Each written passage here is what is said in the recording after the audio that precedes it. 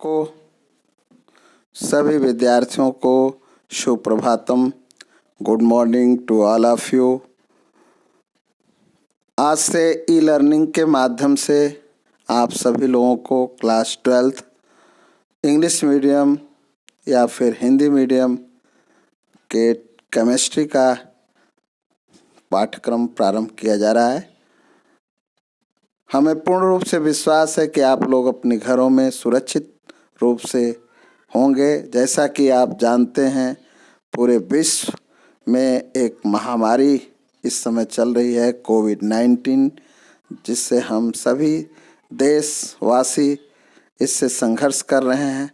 और इस संघर्षशीलता में हम उन सभी नियमों को फॉलो करके चलेंगे जिससे हम सुरक्षित रहें, स्वस्थ रहें।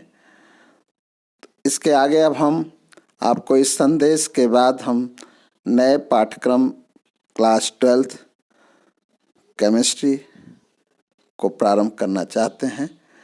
प्यारे बच्चों, क्लास 12th का अकार्बनिक भाग का यह जो पाठ्यक्रम है, नाइट्रोजन परिवार के तत्व, इसकी शुरुआत मैंने किया है।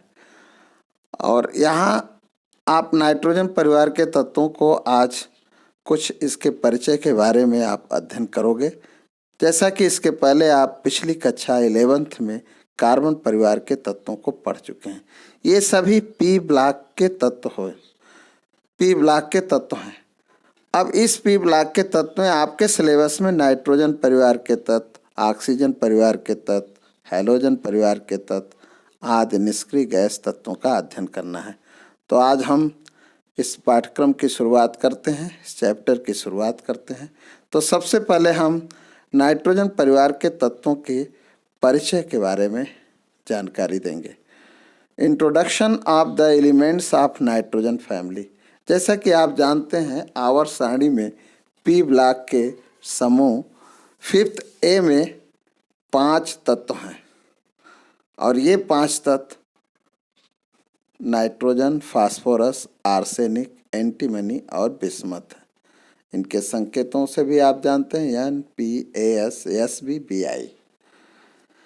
नाइट्रोजन परिवार के ये जो तत्व हैं, ये सामूहिक रूप से निक्टोजन और उनके यौगिकों को निक्टोनाइड कहते हैं। सामूहिक रूप से निक्टोजन और उनके यौगिकों को निक्टोनाइड्स कहते हैं। जनरली हम कह सकते हैं elements of nitrogen family collectively known as pnictogens and their compounds as pnictides. Pnictogen है क्या, निक्टोनाइड्स किसे कहते हैं, ये निश्चित रूप से एक कन्फ्यूजन उत्पन्न कर रहा होगा, तो इसे हम क्लियर करना चाहते हैं। Pnictogen is a Greek word meaning suffocation. Pnictogen एक ग्रीक वर्ड है जिसका मतलब होता है सफोकेशन। तो ये सभी तत्व, सफोकेशन का मतलब समझ रहे होंगे, जैसा कि दम घुटना। यदि हम किसी रूम में हैं, उसमें खिड़कियां दरवाजे नहीं हैं, हवाएं पास नहीं हो रही हैं, क्रॉस वेंटिलेशन नहीं हो रहा है, तो हमें सफोकेशन महसूस होने लगता है। अर्थात ये तत्व जो है और इनसे निकलने वाले जो गैस हैं या इनसे जो गैस बनते हैं, वो सफोकेशन उत्पन्न करते हैं। और इनके जो यौगिक हैं, इनको हम निक्टोनाइड्स कहते हैं, मीन्स सफोकेशन से युक्त यौगिक। We know about the elements of nitrogen family. It means the first 2 members are non-metals, nitrogen and phosphorus, and the next 2 are metalloids, arsenic and antimony. And the last members of this family, it means bismuth, is a metals. कहने का मतलब इन सभी nitrogen परिवार के तत्वों में nitrogen और phosphorus non metals हैं, एंटीमनी और आर्सेनिक ये उपधातु कहलाते हैं। उपधातु का मतलब ऐसे तत्व, ऐसे धातु जिसमें अधातु और धातु दोनों के गुण हों, उसको हम उपधातु कहते हैं। And the last members are metals, जिसको हम बिस्मथ कहते हैं। अंतिम जो इस परिवार का सदस्य है वह बिस्मथ है, वह धातु कहलाता है। अब हम आते हैं नाइट्रोजन परिवार के तत्वों के अकरेंस, अर्थात इसकी खोज क्या है, इसकी उपस्थिति क्या है, इसका प्राप्त स्थान क्या है। तो nitrogen occurs in free state as a diatomic gas. जैसा कि हम लोग जानते हैं जितने भी गैस होते हैं, गैसियस एलिमेंट्स होते हैं, वो डायटोमिक होते हैं। जैसे ऑक्सीजन को ले लिया जाए O2, क्लोरीन को ले लिया जाए Cl2, hydrogen H2, nitrogen N2। तो इस तरह से ये गैसियस एलिमेंट जो होते हैं वो डायटोमिक होते हैं। Diatomic, monoatomic, triatomic. मोनोएटॉमिक में जैसे सिंगल एटम फॉर्म में होता है। ट्राइएटॉमिक में we know about the ozone O3 triatomic. It constitutes about 78% by volumes of the atmosphere। Means nitrogen gas वायुमंडल में 78% के रूप में उपस्थित होता है, जिसे हम सभी लोग जानते हैं। In combined state nitrogen is found as nitrates such as Chile saltpetre NaNO3, sodium nitrate. Combined state का मतलब क्या होता है बच्चों, ध्यान दीजिए। संयुक्त अवस्था के रूप में जैसे कुछ ऐसे खनिज होते हैं, मिनरल्स होते हैं, जिसमें कई प्रकार के एलिमेंट्स आपस में जुड़े होते हैं, मिलकर के यौगिक बनाते हैं। कंबाइंड स्टेट में नाइट्रोजन नाइट्रेट के रूप में पाया जाता है, जैसे Chile saltpetre sodium nitrate, Indian saltpetre potassium nitrate, KNO3 जिसको हम कहते हैं। इसमें हम नाइट्रोजन इनसे हम एक्सट्रैक्ट कर लेते हैं। इसके अलावा भी कुछ ऐसे भी कंपाउंड्स हैं जैसे अमोनियम कंपाउंड। अमोनियम कंपाउंड में अमोनियम क्लोराइड है, अमोनियम नाइट्रेट है, इससे हम नाइट्रोजन को प्राप्त करते हैं। We know it is essential constituents of all living things. जैसा कि हम लोग जानते हैं नाइट्रोजन एक बहुत ही आवश्यक अवयव है, आवश्यक यौगिक है, जो सभी जीवधारियों में पाया जाता है, चाहे एनिमल्स हों या फिर प्लांट्स हों। Where it is found in the form of proteins, जहाँ ये प्रोटीन के रूप में पाए जाते हैं, अमीनो एसिड्स के रूप में पाए जाते हैं, न्यूक्लिक एसिड के रूप में पाए जाते हैं। आप यदि बायोलॉजी के स्टूडेंट्स होंगे तो ये ज़रूर जानते होंगे कि जैसे nitrogen containing compounds, phosphorus containing compounds के रूप में DNA, RNA, न्यूक्लिक एसिड के रूप में जिसको हम deoxyribose nucleic acid, RNA ribose nucleic acid कहते हैं। इसी तरह से फास्फोरस कंटेनिंग कंपाउंड्स के रूप में जो एनर्जी प्रोड्यूस करते हैं, जैसे एडेनोसिन ट्राइफॉस्फेट और एडेनोसिन डाइफॉस्फेट, जो एनर्जी कंजर्व करते हैं और जिसका हम यूटिलाइजेशन अपने जीवन में लेते रहते हैं। तो ऐसे ही फास्फोरस और नाइट्रोजन ये विभिन्न प्रकार के यौगिकों का निर्माण करते हैं। फास्फोरस भी फॉस्फेट्स मिनरल्स के रूप में पाया जाता है, फास्फोप्रोटीन्स के रूप में, जिसको हम फास्फोरस और प्रोटीन्स कहते हैं। फास्फोरस और प्रोटीन ये सम्मिलित रूप में ये फास्फोप्रोटीन कहलाते हैं, जो सभी जीवधारियों में पाए जाते हैं। इस फास्फोप्रोटीन से हमारे शरीर के कई ऐसे पार्ट हैं जिनका निर्माण होता है, जैसे हड्डियों का निर्माण होना, हड्डियों में पाए जाने के लिए आवश्यक पदार्थ है, आवश्यक प्रोटीन से। ऐसे दांतों में पाए जाने वाला एक इम्पॉर्टेंट पार्ट है फास्फोप्रोटीन, जिससे हमारे दांतों का निर्माण होता है।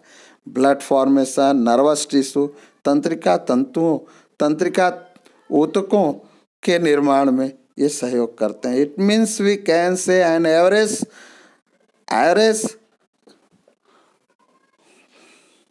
It means we can say an average person has 3.5 kilogram of calcium phosphate. Calcium phosphate Ca3PO4 twice, जिसका फार्मूला है कैल्शियम फॉस्फेट के रूप में ये कंपाउंड पाए जाते हैं। Bone S contains about 80% calcium phosphate.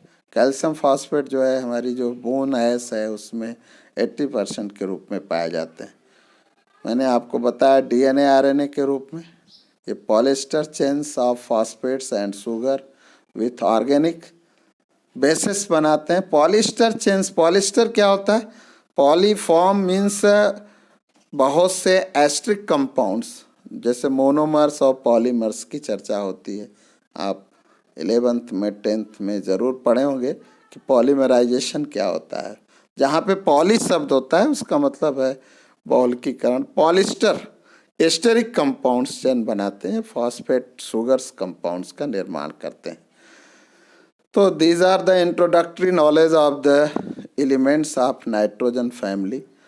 हम आगे की तरफ बढ़ते हैं कि फास्फोरस एटीपी एडीपी का निर्माण तो करता ही है, यह जो एक importance for the production of energy in body cells, हमारे शरीर की कोशिकाओं में एक प्रोडक्शन, एनर्जी का प्रोडक्शन करता है, उत्पादन करता है। It is necessary for the growth of plants, पौधों की वृद्धियों में यह आवश्यक होता है। मिल्क एग्स के फॉर्मेशन में यह सहयोग करता है।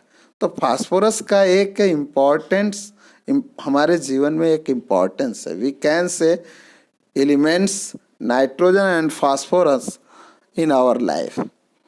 It is a basic unit in our life structures. Now another way, important minerals of the phosphorus.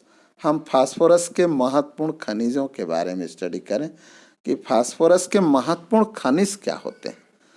फास्फोराइट है, कैल्शियम फॉस्फेट जिसको हम कहते हैं फास्फोराइट के रूप में पढ़ा जाता है, Ca3PO4 twice, fluorapatite 3Ca3PO4 twice CaF2, क्लोरापेटाइट 3Ca3PO4 twice CaCl2, हाइड्रोक्सीएपेटाइट 3Ca3PO4 twice into CaOH twice.